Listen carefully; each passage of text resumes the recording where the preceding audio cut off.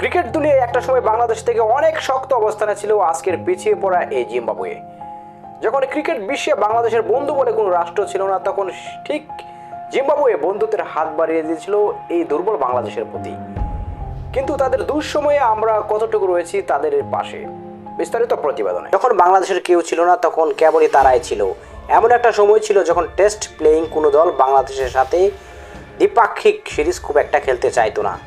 কাল ব্রেদে খেললেও বড় দলগুলো তাদের সি টিম পাঠিয়ে দিত বাংলাদেশের সঙ্গে খেলার জন্য। মানে বাংলাদেশ নাম শুনলেই দলগুলোর নাক ছেটকানো লেগেই থাকতো।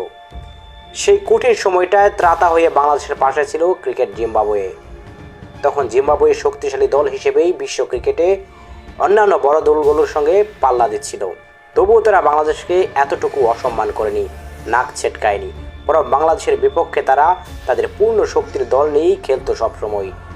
সেই সময়ের ছোট সেই বাংলাদেশের পাশে এভাবেই সবসময় থাকতো ক্রিকেট জিম্বাবুয়ে।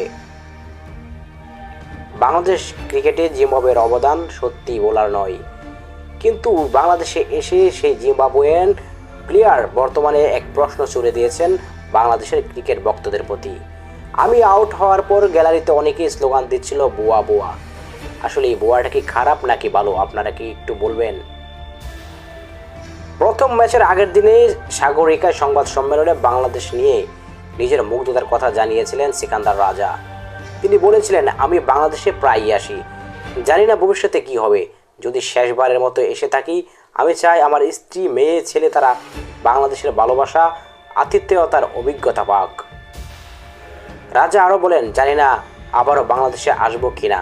যদি অবসর নিয়ে ফেলি, আমি চাইব আমার পরিবারের সদস্যরা বাংলাদেশের মানুষের ভালোবাসা, আতিথেয়তার অভিজ্ঞতা অর্জন করুক। বাংলাদেশ আমাকে অনেক ভালোবাসে। কিন্তু বাস্তবে তো রাজা জানতেন না যে আমাদের মনের ভিতরে আসলে কতটুকু হিংসা বিদ্বেষ পুষে রেখেছি। জিম্বাবুয়ে ক্রিকেটের দুর্দিনে আমরা তাদের পাশে দাঁড়িয়েছি, নাকি স্বার্থপরের মতো, অকৃতজ্ঞর মতোই তাদের সাথে খারাপ ব্যবহার করে যাচ্ছি?